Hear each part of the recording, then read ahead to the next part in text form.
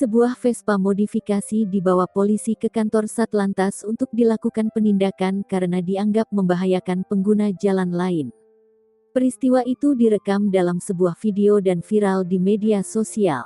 Dalam video yang beredar di media sosial terlihat polisi mengendarai Vespa modifikasi yang lebarnya nyaris sebadan jalan. Petugas kepolisian mengendarai Vespa modifikasi itu dalam rangka melakukan penindakan dan mengamankan Vespa sebagai barang bukti.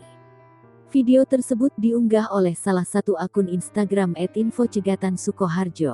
Diketahui penindakan Vespa modifikasi itu dilakukan oleh Satlantas Polres Boyolali pada saat melaksanakan kegiatan patroli di sepanjang Jalan Solo, Semarang.